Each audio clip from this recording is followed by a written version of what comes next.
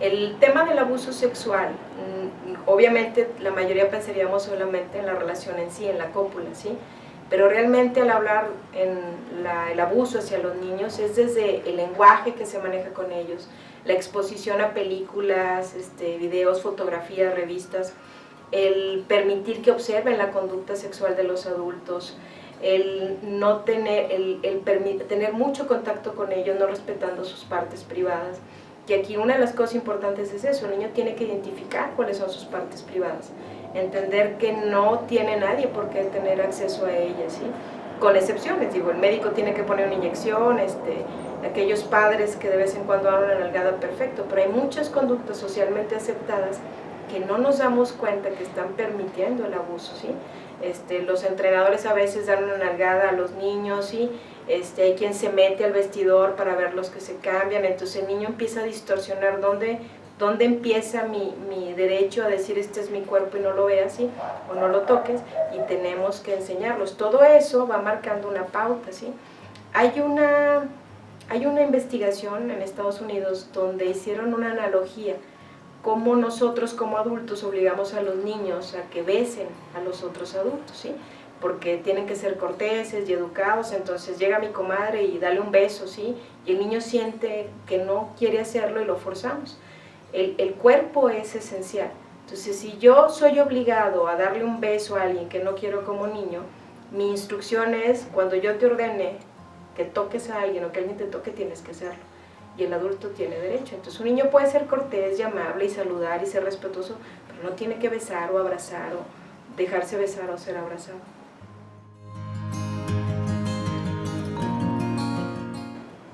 Los maestros tienen la fortuna de tener cautivos a sus niños por varias horas.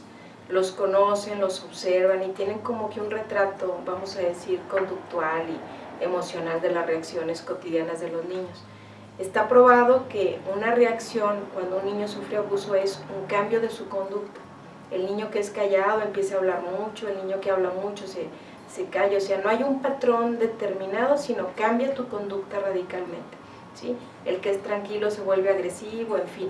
Entonces, el maestro tiene que observar aquellas conductas diferentes en el patrón habitual de sus alumnos y hacer un comentario y remitirlo a la persona que se encarga de darle ese seguimiento a estos niños. El maestro no va a hacer un diagnóstico, ni siquiera un prediagnóstico, nada más dice estas conductas me están llamando la atención, y eso le da tranquilidad al maestro porque no se siente involucrado de afirmar algo que a lo mejor no es lo que él suponía o sospechaba. Ya será la otra persona la que se encargue de indagar qué pasa. El maestro, al ser partícipe, cuando el alumno le comenta o se refugia en él para hablar de su experiencia negativa, ya tiene un rol importante, va a ser como el apoyo, la consejería, ¿sí? Sin tenerse que meter en una labor complicada terapéutica, pero sí el niño ya establece un vínculo de confianza con él y de empatía. Entonces el maestro tiene que tomar un papel de escucha, sin prejuicio, sin tratar de indagar, entendiendo que los niños siempre van a proteger a la persona que abusó de ellos mucho más si fue familiar.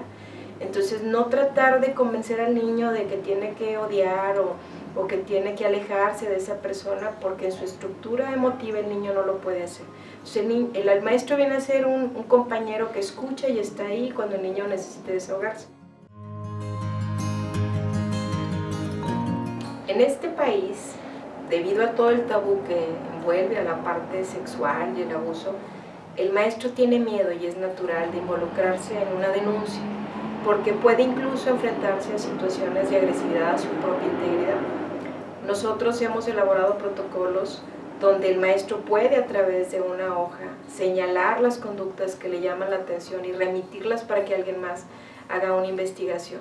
El maestro tiene una primer parte de participación y deja de involucrarse a menos que quiera observar o preguntar, pero ya su integridad está a salvo y puede involucrarse. No es que al maestro no le interese, sino que tiene miedo, y el miedo es natural. La figura más importante es la mamá, por tanto cultural como neurológicamente.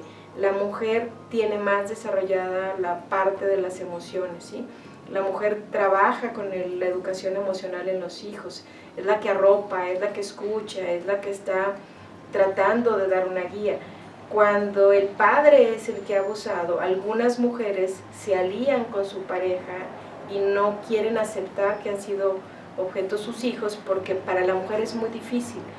Antes de juzgar a esa madre hay que entender que hay un proceso de duelo, no cree lo que está escuchando. Estamos destruyendo su mundo, ¿sí? Entonces, obviamente, en estos casos, tanto la madre como el niño necesitan terapia para poder reestructurar todo esto, para que ese lazo entre mamá e hijo se mantenga. Aquellas mujeres que sí aceptan inmediatamente el discurso del hijo, van a arropar, tienen que contener, tienen que estar ahí y apoyar, entender que va a haber un proceso de miedo, va a haber un proceso de desconfianza y tienen que ser pacientes y estar prudentemente apoyando esto. La llamada de abuso infantil, Estela grita fuerte, sirve porque los niños no tienen la capacidad de detectar cuáles son las situaciones de riesgo. Y van creciendo y sabemos que el entorno familiar es el más agresivo porque es ahí donde están los abusadores. Entonces el niño tiene que aprender a discriminar cuando una carencia es positiva o negativa, cuando se les pide que guarden un secreto y saber cuál es un secreto negativo y cuál los pone en riesgo. Entonces, cuando involucramos este programa dentro del aula, el niño escucha un cuento, que es este, y está tranquilamente, sin que despertemos su miedo, ¿sí? Escuchando una historia que si tiene alguna relación con algo que haya vivido, va a ser un foco de alerta que le va a permitir denunciar. Si el niño no ha tenido afortunadamente ninguna experiencia negativa, va a escuchar sencillamente una historia divertida y agradable y se va a quedar tranquilo.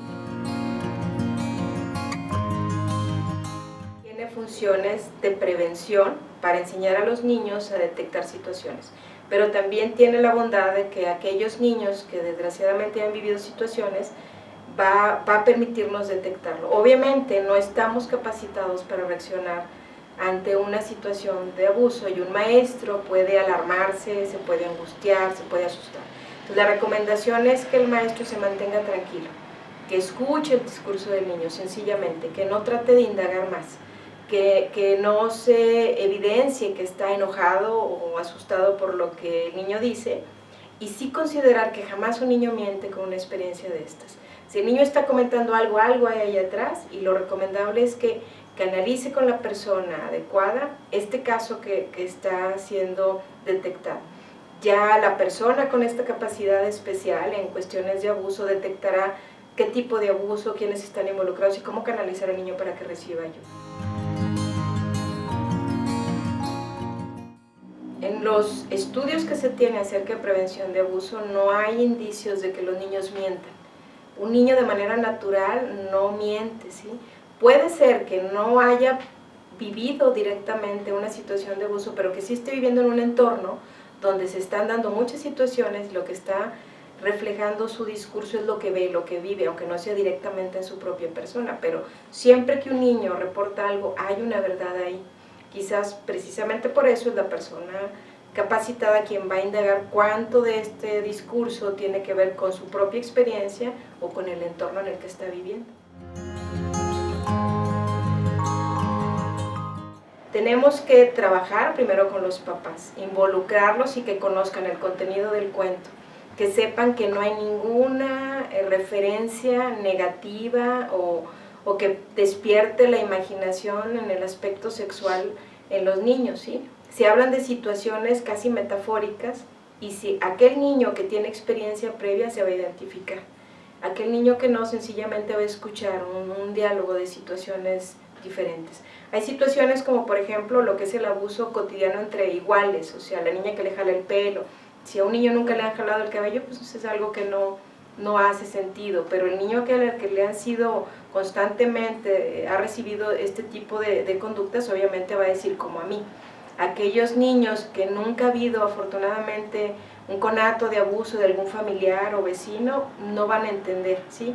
Porque el lenguaje es muy respetuoso, se habla de cosquillas en partes del cuerpo, ¿sí? Si alguien nunca ha recibido cosquillas y la palabra cosquillas no tiene una connotación negativa, pues no le va a hacer sentido, ¿sí? O va a hablar que su papá sí le hace cosquillas en los pies y nos damos cuenta que es una situación saludable.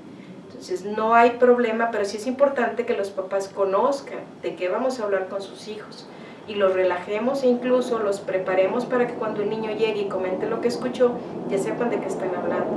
Y puede ser que un niño no se abra con el maestro, pero llegue con su mamá y le cuente de alguna experiencia con un vecino, con un maestro, con alguna otra persona.